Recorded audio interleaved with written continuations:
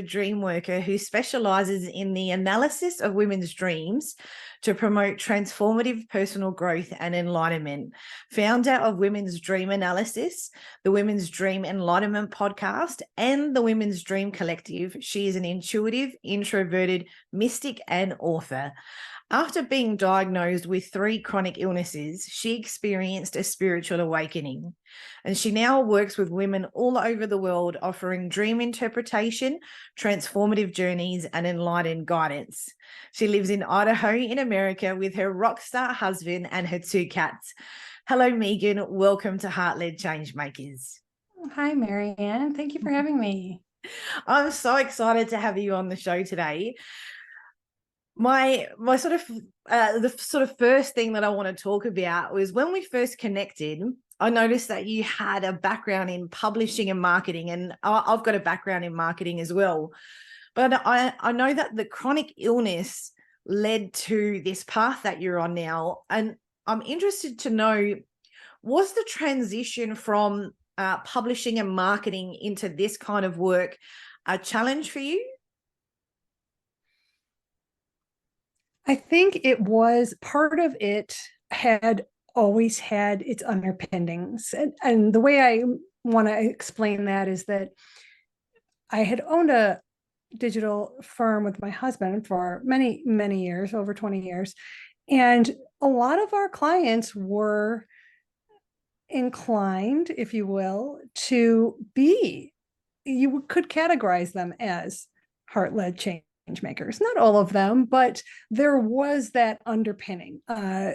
Hence, sort of the tagline of our business: "Be enlightened," and the whole idea of Solstice Web. And so we really weren't too far off from it in the beginning anyway. And it just kind of came full circle, I think, once I really shed my outer layers and raised my vibration to the point of this new existence, a new awakening. At first I thought, oh, this has nothing to do with that. And then I realized this has always had everything to do with that.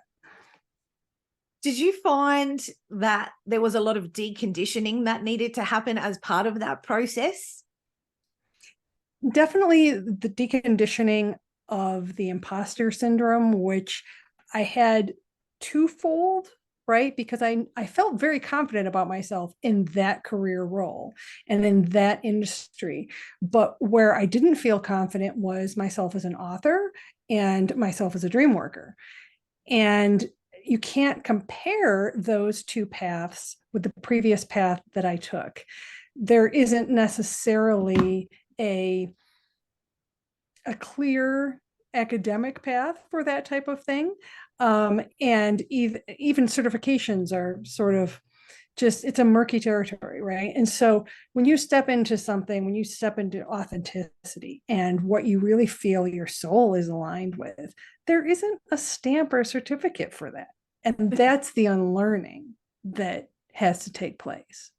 Absolutely. I couldn't agree more. And it's really about trusting your instincts, because to other people, it probably doesn't make sense. Why would you move from marketing and publishing into this kind of work? I've had a very similar journey in that regard, and that you can't explain it. It's just like this inner soul calling and resonance that is asking you to take those steps. Did you feel that internally as 100%, yes. And that's why I call it a spiritual awakening, but I really feel a less popular term, but a more true term is spiritual remembering, because it really was, I have to do this. There was so much urgency, there was so much emotion behind it, and there was so much really surrender, feeling like I have to do this, even though I'm not ready. Even though I have all these egotistical reasons why I don't want to, that there was still this so strong push to overcome those things and do it. Absolutely. And sometimes, and you might have found this with the people that you work with, but the soul remembering can be very multi-layered. Some people have a soul remembering and they land straight into their purpose and their mission. Other times there are layers and steps towards that expansion. I know for me personally, I started in kinesiology. So when I had my spiritual awakening, I moved from marketing into kinesiology, which was disruptive to my Greek family, who couldn't understand why I was leaving a high-paying corporate job to do something they'd never heard of. But I knew that I needed to do that. And then after 8.5 years, I moved back into strategy and marketing, and now the business has taken another turn. And now I only feel just now I've really landed into the very big piece of what I'm supposed to be doing. But I don't feel like it's always one step for people. Have you noticed that with your clients also? Yes, because it's a series of things, right, that you experience, and that there's a point though where you have been coming along and you've believed that they're all unrelated. And I feel that there is a turning point where the curtains part, and all of a sudden you see that they are all related, and that everything you've had an experience with, either as a job or as a role, or that you've been through personally, that they really are all leading towards this place where you are going or where you arrive at, and that every little piece contributes something like a puzzle, I've found. And becoming aware of that and acknowledging that brings us into so much more wholeness, because then we're not separating ourselves and saying, well, that part of me is this, and this is this me over here, and never the twain shall meet. Yes. And in a lot of ways, you were saying about, pulling back the curtains. In a lot of ways, it's like the Wizard of Oz. That's the image that I'm receiving. You pull back the curtain and you're expecting this, big aha, but it's actually always been there. You just didn't even realize. And it was your own, the sort of the build up in your mind, and the constructions that we build to prevent ourselves, I think mostly from a state of security. But when you sort of strengthen enough to face it, you realize, okay, actually I can do this. I am strong enough. I am courageous enough to fulfill this mission and what my soul is asking. And I'm wondering, one of my next questions, because I really want to talk about the dream side of things, is along your journey from the marketing and the publishing, in your dreams, were you finding clues about this work then? Yes. And oddly, one of the recurring dreams that I would have was about curtains. That's why I said that, because it was always about either trying to shut a door that wouldn't shut all the way, trying to close curtains that wouldn't completely cover the window. So all these symbolic suggestions where I was trying to hide my true self, and where I wanted to stay in the background. I didn't want to have to step out into the public realm and reveal myself. I wasn't even on social media. I didn't even want to go on video. I didn't want to have to do any of that. And it was more comfortable for me to hide. And especially as an introvert, that's my natural tendency. And so all of those things were really coming up in a recurring pattern in my dreams.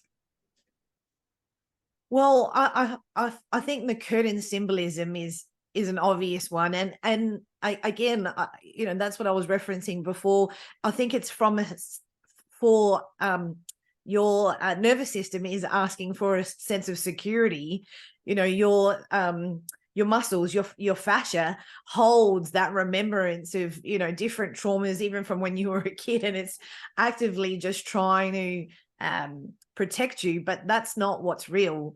And it's amazing that you were seeing that symbolism, because I'm sure that is what you notice with the people that you work with, and you can, I would think that they are coming to you for guidance and advice and direction, because they know their soul is asking for more, but they just don't know how and where to take those steps.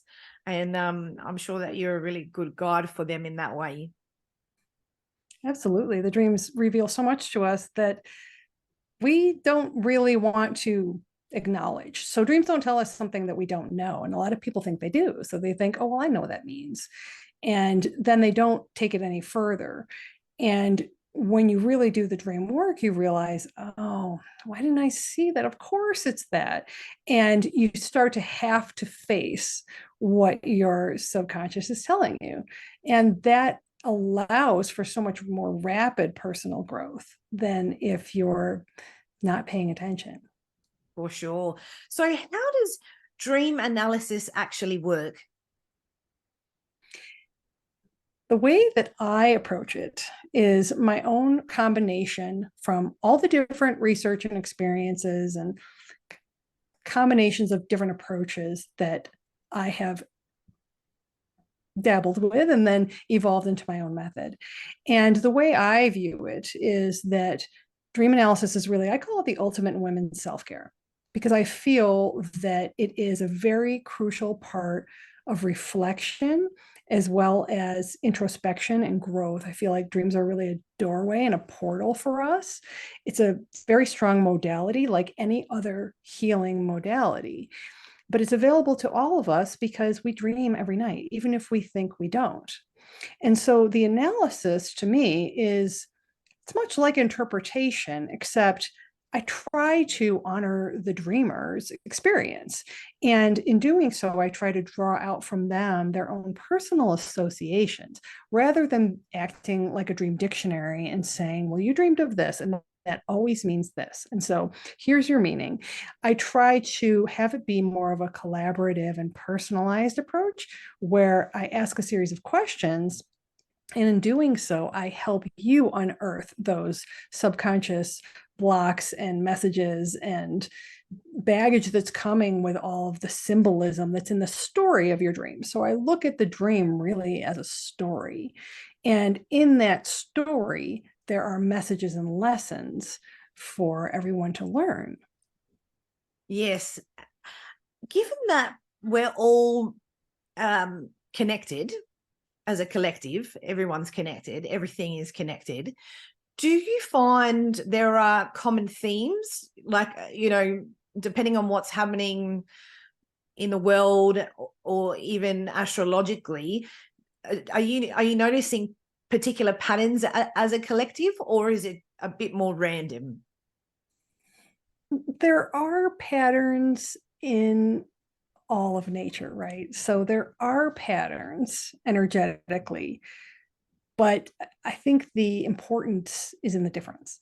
So you can say, well, I had a dream I was being chased. Well, so did I. Well, so did I. You could be sitting around with your girlfriends and you all say, I had that dream, but it's not the same dream. Because once you start to talk about the details, okay, well, where were you? Well, who was chasing you? Well, what were you wearing? What was the weather like? Well, what did you say? What did you do? All those things are going to be different. So we as humans have our own psychological defenses, our own emotions, our own patterns for dealing with conflict and challenges. And so our brain is going to present scenarios that we have in common in this human experience. But the scenario of the dream is going to be completely unique to you. And so what your challenge is, what you're running from, is not going to be the same as anyone else at the table. That makes a lot of sense. And I guess everyone's experiences, everyone's perception would change the way that they are processing on a subconscious level, right? Exactly, because everyone's life experience is different. So when I talk about dream work, I say, let's learn your dream language. So you can have your own dictionary, essentially. Throw out the dictionary from the store that is just a conglomeration of cultural archetypes and historical things and maybe literature or philosophy or religious archetypes. And let's just say, for in your life experience, what does this make you think of? What does that make you feel? What does that remind you of? And that's where we get at the basis of it, because you might say, well, I had a dream I was being chased. Okay, well, where were you? Oh, I was back in my grammar school, and there was this friend that I had that, well, okay, well, tell me about this friend, and so it really starts to get towards, it's couched in your experience, and that's what the process of the analysis draws that out. Yes. And I mean, it's just the whole process about dream analysis is so intriguing to me. And obviously we all dream, and like you said, whether you remember those dreams or not, it is happening. And one of the things that has plagued me, and I've always wanted to better understand, is the reoccurring, the dream of the same person over and over. So, for example, I seem to find when I have really big breakthroughs, or I'm about to have a very big breakthrough, I dream of my ex. Now that we broke up years and years ago, nearly 20 years ago, even though I definitely don't enjoy dreaming about him, I've coached myself to get okay with it, because it's happened so many times now. I've had so many breakthroughs, especially over the last 10 years.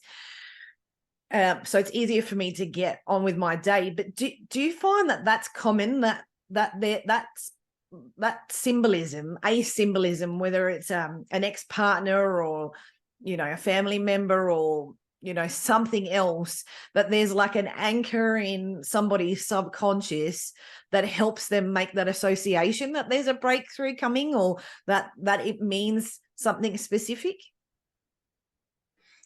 I think it's very common to dream for there to be certain players in your dreams, right? And those players can be people that are major players in your waking life. Yeah. But many times what I like to do to destabilize the perception of that is to ask people, okay, well, describe this person in 3 adjectives. And I don't mean what they look like, but how you perceive their behavior to be, or their tendencies, or their personality.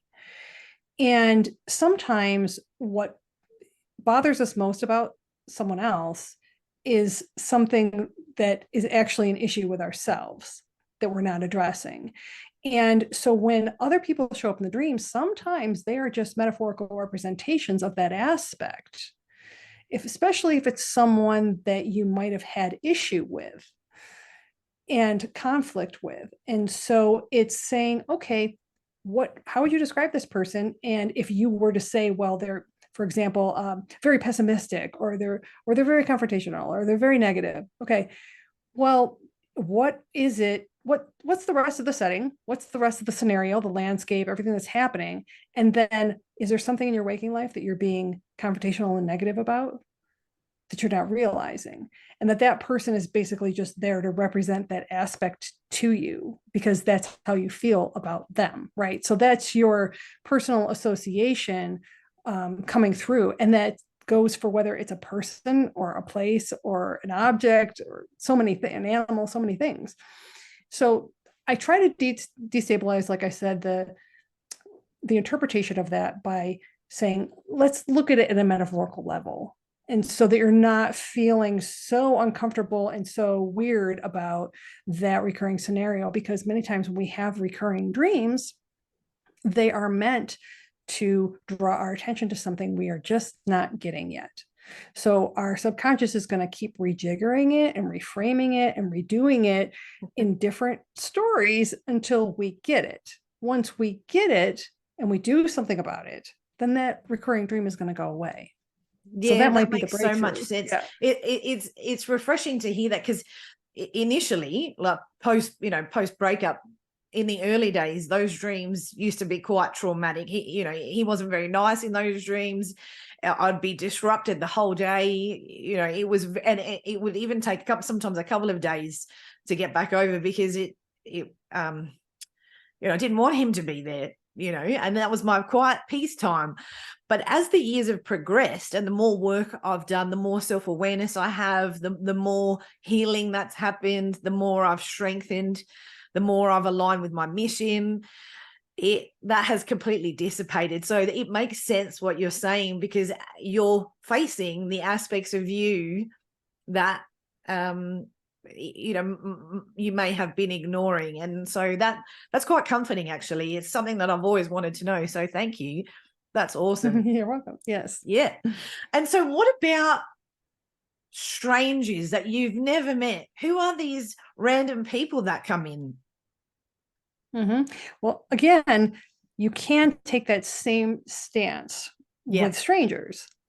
So if it's somebody you don't have any association with, and this is the same for celebrities that you might see. Okay, well, who did they look like? How did you feel around them? What did they say? What was their role? And what can we glean from that? What might their presence be? And you can also go a step further if you want, if you feel comfortable with that, and take a metaphysical stance and really say, okay, what if the dreams are happening in a different realm? What if these are our spirit guides? What if these are people that we've known in another lifetime or an alternative timeline?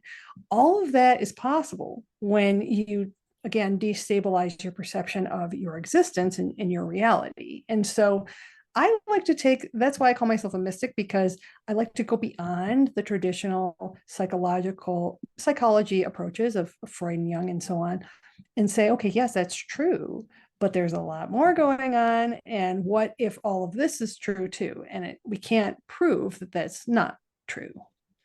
Yes. I find the celebrity ones are unusual. I remember having a dream of Bradley Cooper once. It was a very pleasant dream. Let me just say that. I woke up feeling very cheery after that dream. But he's not someone that he's not at the top of my list. He wasn't even on the list really at that time that I dreamt of him. And so, but it was a loving, passionate dream, and it was pleasant. But it surprises me that they come in that way. And again, I suspect you're going to say it's more about the symbolism rather than the actual person. Absolutely. And it's also about the mood, I call it. So I have sort of 4 parts to my method, and one of them is mood. And that's really where, like you said, how did that feel when you woke up and you had this wonderful feeling? And so that is a very big indicator about the message of the dream. So whether you're dreaming, the mood during your dream or the mood that you wake up in, they can be different. But always record that as well, because that's going to give you a lot of insight into what's going on. Yes, that makes sense. I love the idea that people that you've been connected to on a past life and other souls that you haven't met yet, that you may meet along your journey in this lifetime, that they can, you can connect with them in that way in your dream first before meeting. I just love that concept.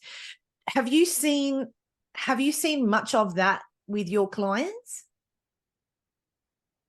I definitely have had a lot of instances of what are called visitations, which are a little bit different, but a lot of those.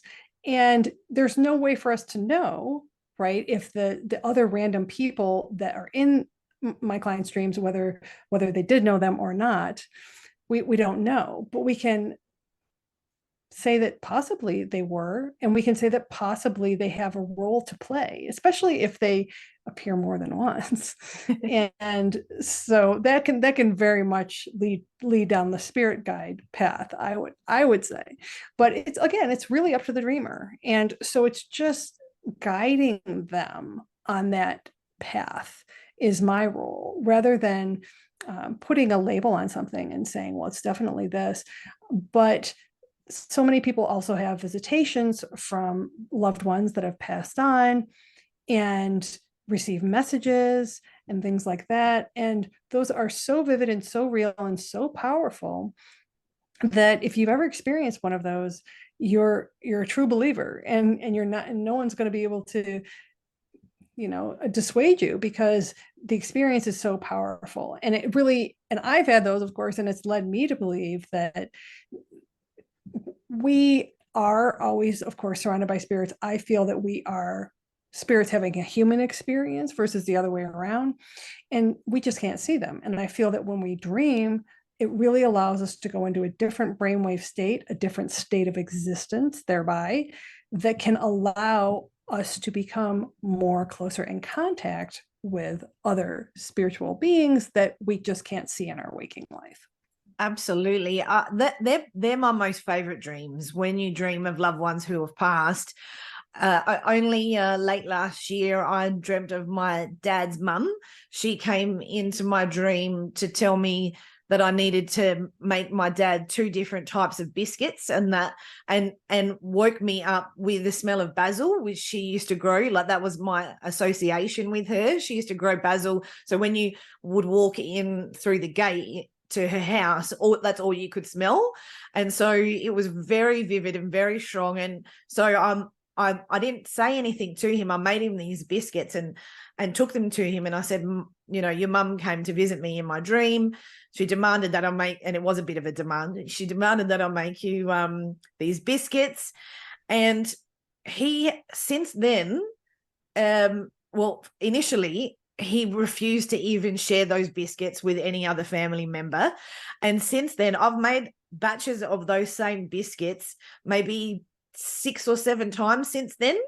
And I even made them on Christmas Day for the rest of his family, like the extended family. And I told them about what happened. And it's not, the biscuits are fine. I'm not a baker, but it's the energy attached to the biscuits that was the real game changer. And that was just from one dream, but the joy that created, and the connection and the remembrance.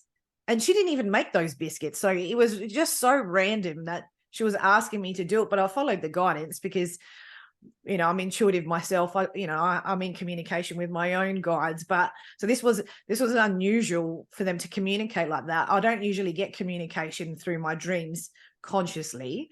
They don't often, not that I understand is what I'm trying to say, but I just, I love the feeling that you get from those visitations and that connection. I think that would probably be a universal feeling, right? Where you're dreaming of people who've passed away. That most of the time that would feel good, wouldn't it? Yes, I would assume so. But then again, I don't want to put assumptions on anyone's dream, because sometimes they might have been estranged from that person. Yes, that's true. Maybe they had difficulty with that person. It's not, most of the time, I'm going to say it is like a nice, a comforting experience, but I can't say that it is for everyone. Yes. I guess if you've had estranged relationships, or if scenarios haven't been pleasant and you're getting visitation, that would still be it would be similar, wouldn't it, to dreaming of an ex-partner, that same feeling where it's the symbolism of that person rather than the communication per se. Yes, and I would say, that would be very much couched in feelings of guilt or resentment, or unresolved conflicts, or not being able to let things go, release things, surrender to things. And so that would really be an indication that inner work would need to be done. Yeah. There are people around the place that their intuitive gifts, you've got clairaudience, you've got clairsentience, you've got clairvoyance, all the clairs. But some people, their psychic abilities are through dreaming. And I find that very interesting. Do you have many clients that are in that space? Not all of them, but yes, some very much find that they are most attuned in that space. And I think it's because I attribute it to really the shift in the brain waves.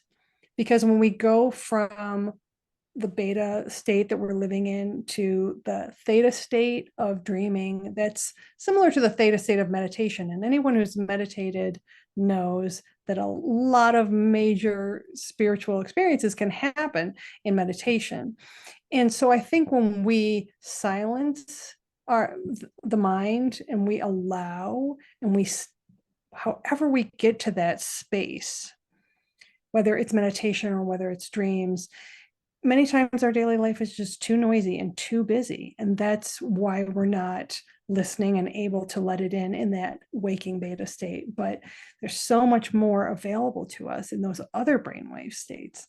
And so that's not uncommon. And I even really like the state in between there, that liminal, hypnagogic state between the waking and sleeping. And I call those middle messages because I feel like they're not really dreams, but you're still getting a lot of information, and they can be directives. They can be huge light bulb invention ideas. They can be all kinds of interesting information that, for people who say, well, I don't remember my dreams, but I had this thing pop into my head, the second I woke up. Okay, well, that's also really important. Yes, those dreams, the sort of last part of your sleep cycle, the ones just before you wake up, I find, for me personally, those dreams are the most intense. I find they're usually dreams I don't really want to remember. They're visions and information that are generally not pleasant. It's not my favorite time. I've seen visions of all sorts of different things that is happening in our collective. That's not very nice. But I choose to see it. It is a choice. I choose to see it because I'd rather know than not know. But it's not always super pleasant. But I was going to ask you, what are the links between meditation and dreams? And do you find the more you meditate, the clearer your dreams are, or does it not really make that much difference? I don't think you need to meditate to be able to do dream work, but if you can't, it is a great pathway. If you can't remember your dreams, or you want to learn how to lucid dream, or you want to tap more into yourself and your own spiritual guidance, I highly encourage meditation for that reason. And I actually combine meditation in my dream work. So one of the modalities that I offer is actually a customized meditation in one of my programs. I provide you with 3 of these, where you choose a dream that we've worked on and an alternate ending for that dream if you didn't like the way it ended. And I create a visualization and a meditation that incorporates sound frequencies that lead you back into that dream state, but then provides you with that alternative ending so that you can take what you've learned from the dream and perform what I call dream integration, where you integrate that wisdom that you've learned and visually, through meditation, integrate it back into your subconscious. Yes. I'd love to know, is it like optimal to sleep with solfeggio or binaural beats while you're sleeping? Is that something that's supportive, or again, is that just a personal choice that people make? Is that something that you would recommend?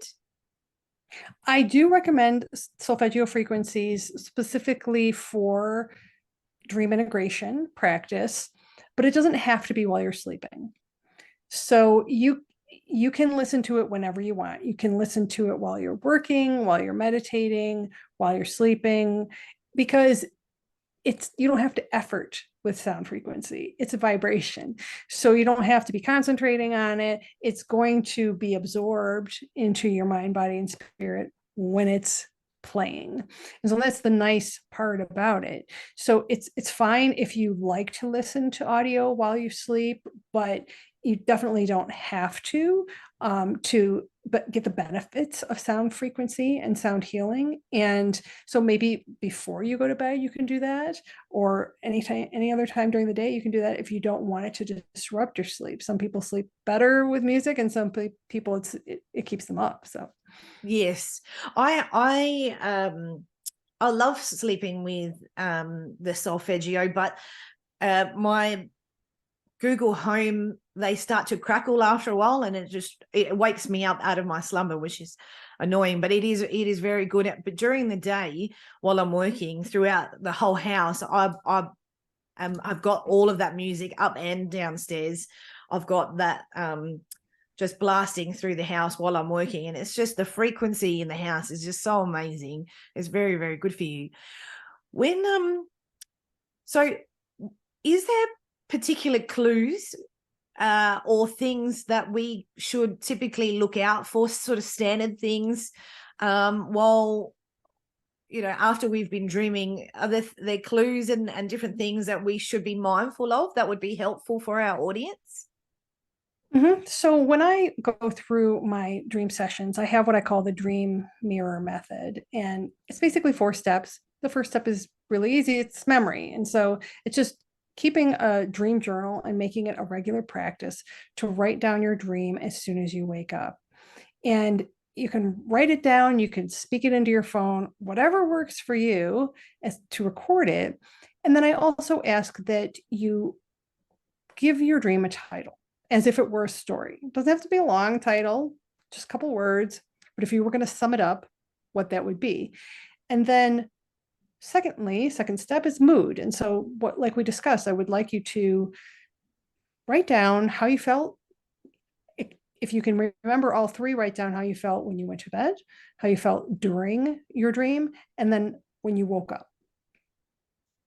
The third step is mirror. And that's really where I want to ask you all the questions that are going to draw out your own personal associations. I want to act like your symbolic mirror. I want to show you how the dream is a mirror of you. And I don't want to put in any sort of dream dictionary or impose any kind of interpretation on that, because I want it to come from you. And then lastly is metaphor. And that's where we combine all the things that you've recorded and that you've realized about the dream, and we say, how is this a metaphor for your waking life? And from that, we walk through what we need to do with that. And that's where the dream integration comes in. And so I have different modalities that I use for that. The solfeggio frequencies are one of them. Others are journal prompts, affirmations, meditation, and visualization. So all those things allow you to take what you've learned and have it be a catalyst for your own personal growth. I love that. And the dream journal is so good, because I find I'll wake up and I'll acknowledge the dream that I had, and then I'll just start my day sometimes, and then 10 minutes later I can't remember. I know I had a very important dream, but I can't remember any of the details, none. And so I like having a journal next to my bed so I can write them down, because they are clues. And it is, I think we underestimate how much information is coming through that way, for Definitely. sure. Yeah. So what do you love most about being an awake and aware leader and change maker? I love being able to empower women with themselves, basically giving them the tools to access that information that is hidden in their higher self, that is hidden in their subconscious, that allows them to really then understand who their authentic true self is, what their purpose is, what their motivations are, what their path to self-development is. I find it extremely fulfilling and really what I've been called to do. And for me, that is just so empowering and so beautiful, and what I really feel has been my leadership role in terms of being a heart-led change maker. I love that. Megan, how can our audience connect with you? Yes, so womensdreamanalysis.com is my website. I am also on YouTube and Pinterest and Twitter, and I have tracks and an Insight Timer as well. So I'm a teacher over there. And I also have courses that you can take on my website. They lead you through my method and allow you to try it out for yourself. And I have a podcast, Women's Dream Enlightenment, where women come on, they share their dreams. I interpret them live on the show. And I also feature women's stories of spiritual awakening. I love that. Thank you so much for being on the show today and answering my questions. It is the dream world, and the dream space is just, to me, is just another portal to knowing more about yourself and your soul. And I'm so grateful that you're in that work and you are helping these women connect and find more of who they are. Thank you again for being on the show today. Thank you so much for having me, Maryanne. It was a pleasure.